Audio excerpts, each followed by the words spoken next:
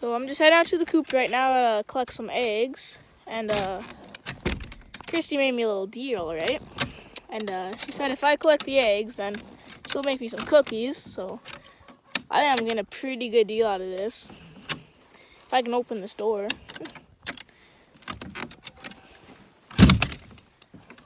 There we go.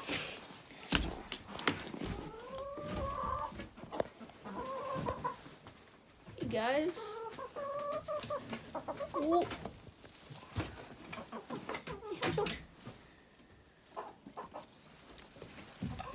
Look at that.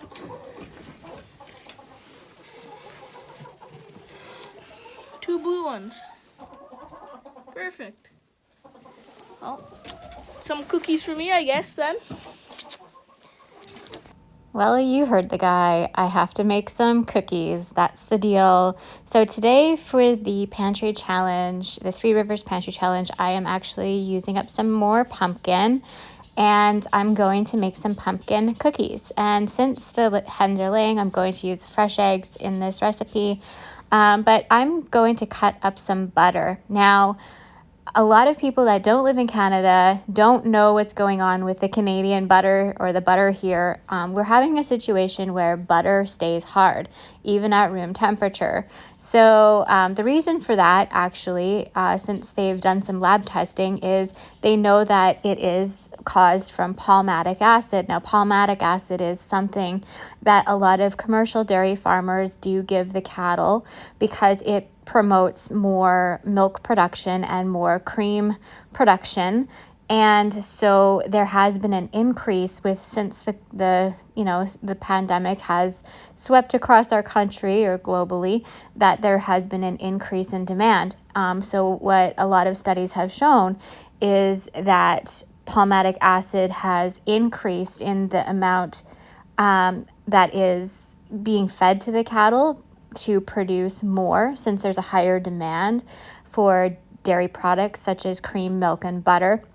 So unless you're able to get grass-fed dairy, the butter, when you buy it and you bring it up to room temperature, it seems to be a challenge to get it to soften. It just stays hard. So that's one of the problems I'm having with the butter, and so I just beat it and beat it and beat it, and it just doesn't work as consistently as it has in the past for creaming butter. So that's what's going on here. I should have known better because this brand of butter is really bad for having having a lot of palmatic acid in it.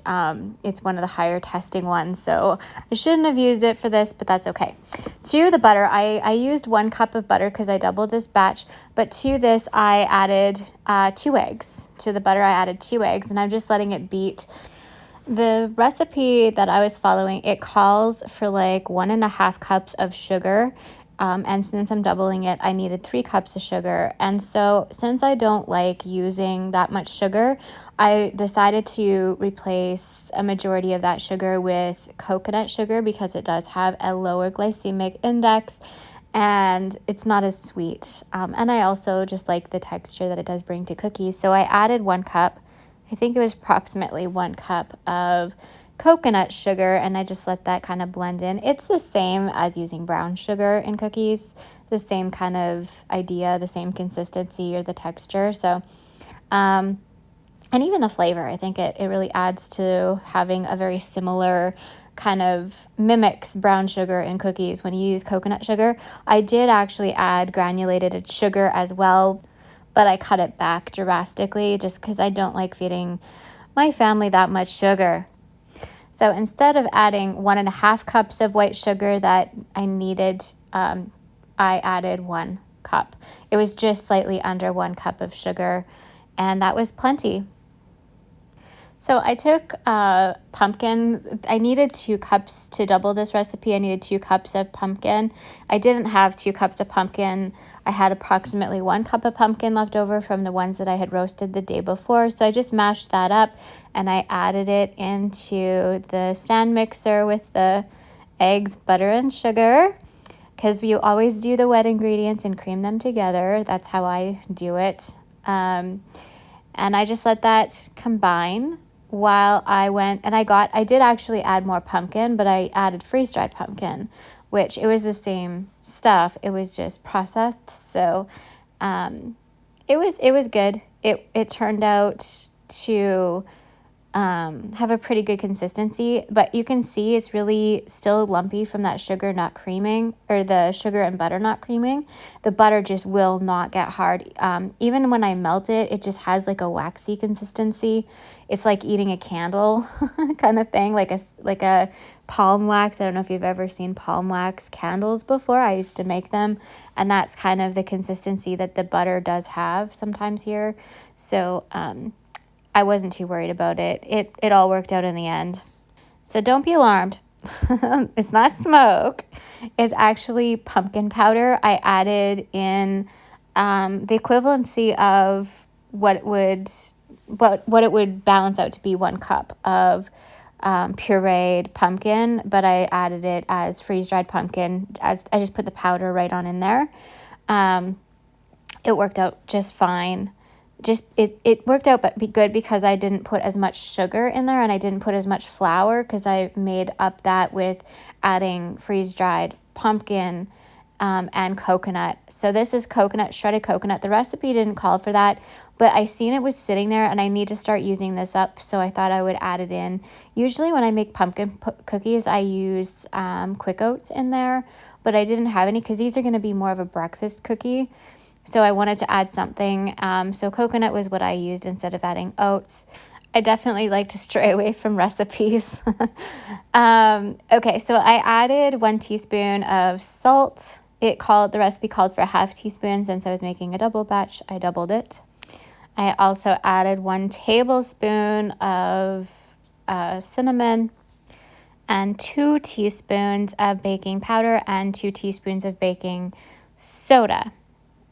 The recipe called for a ½ teaspoon of ground nutmeg, so I added 1 teaspoon of ground nutmeg into the stand mixer. The cookies called for 1 teaspoon or 2 teaspoons of vanilla extract, so I always like to add extra. I added about like 1.5 tablespoons of homemade vanilla extract, and yeah, it was really good. It smelled amazing. The original recipe calls for 2.5 cups of flour, so I would have needed 5 cups of flour, but because I added pumpkin that was freeze-dried, it actually takes away from how much moisture is in there, so I had to adjust. I want to use up this spelt flour that I have in my cupboard because I'm worried it's going to go rancid, so I just added it ½ a cup at a time into the mixer until it was at a consistency. I think I ended up adding about 4 cups total of spelt flour because remember I added the pumpkin puree that was freeze dried, which reconstitutes, so then it takes away from the moisture and it makes more of a thicker consistency. And also I added in some shredded coconut, so that also absorbs moisture. So I needed about 1 cup less than what the recipe called for to compensate for the dry ingredients that I added that were extra, and it worked out just fine. The cookie consistency was great for what I was going for as a breakfast cookie. So it worked out really good. It kind of was it reminded me of like a gingerbread dough consistency, which was awesome. I could have added molasses in here and kind of went that direction with this dough, and it would have been really good. So I just let that combine until it was like really well combined and nice in a stiff cookie dough consistency. And then I just used a ½ teaspoon, a 1 teaspoon. It's a 1 teaspoon size cookie scoop that I have, and I just dropped it onto a parchment paper to bake.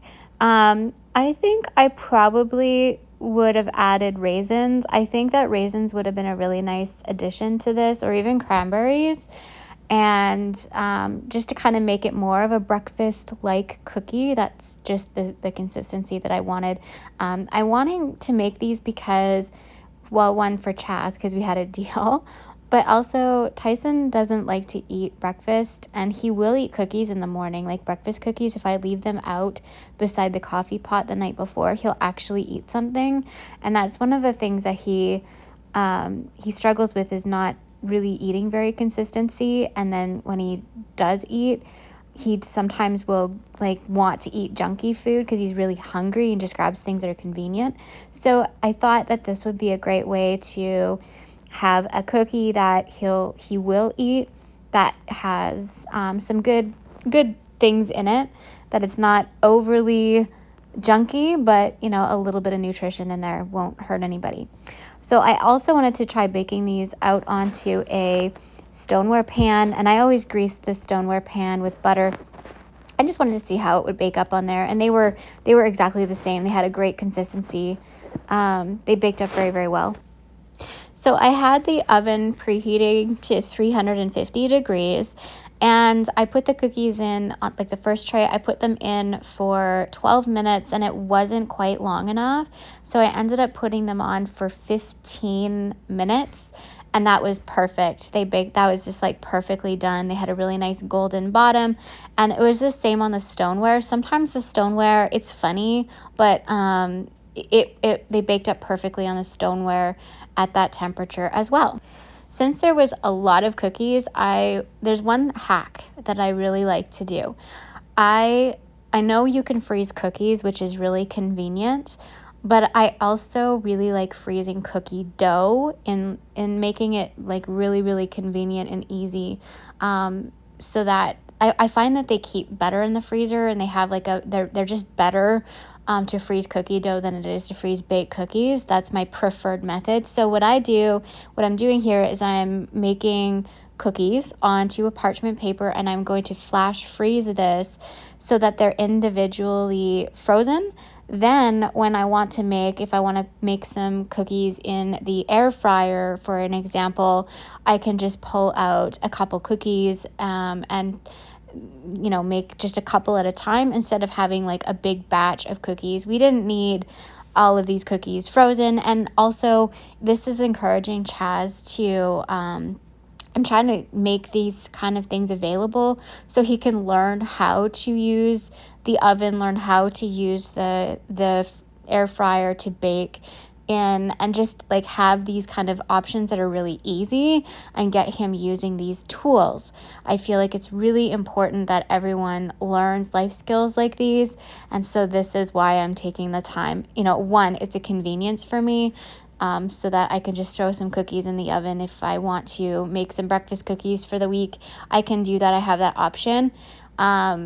And then, because otherwise, I mean, if I have just cookies in the freezer, what happens is people just keep taking the ones that are cooked all the time, and then they won't eat the other stuff. So this way, it's like the convenience is there, and if he wants cookies, he has to pull some out and put them in the oven and actually do the action instead of just like gorging on lots of cookies. So that's kind of one thing to kind of get the whole family involved when it comes to preparing food and learning how to use things out of the freezer and stuff like that. So there's a method to my madness.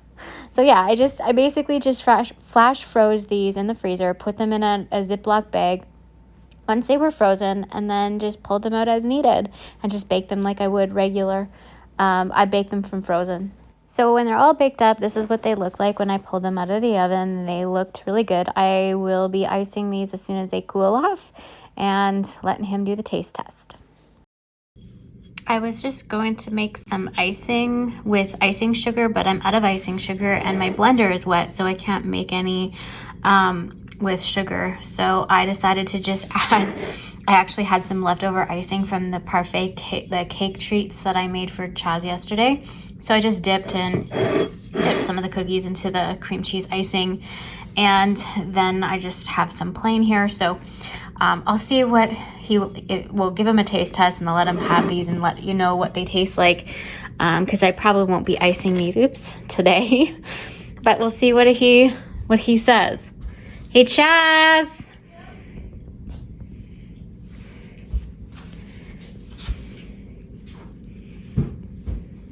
Yeah.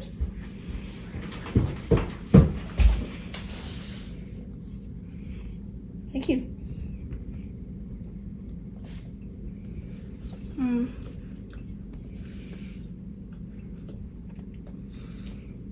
That's good. How many chat stars? Easy 10. Not even close. Not even close to what? A 9. Not close to a 9, just an easy 10? Mm-hmm. What does it taste like without the icing?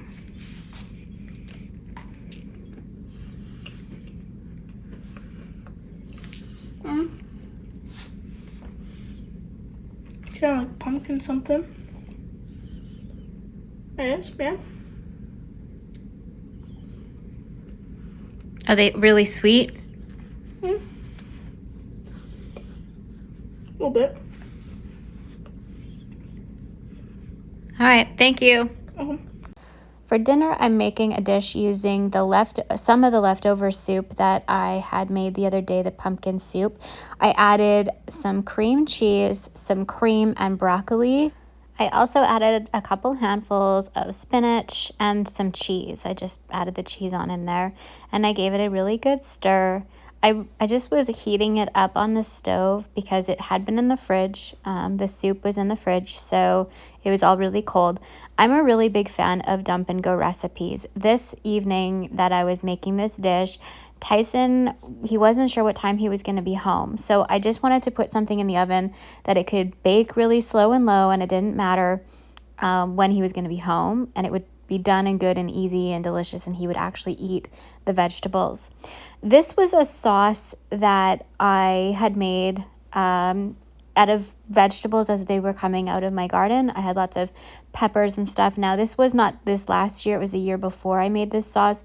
I don't know what was in it. It was basically like a sweet pepper sauce, but it was like a sweet hot pepper sauce. I was planning to ferment this sauce, and then that didn't happen. So then I was planning to freeze dry it and using it as flakes. That didn't happen either. So I just wanted to get it used up. I mixed it in the sauce. Then what I did is I added a half of a package of, I can't remember the name of these noodles, but these are just regular noodles that, like, they're not gluten-free. They're just regular noodles, and they are uncooked noodles. I just put them in raw, mixed it all together till it was nice and combined.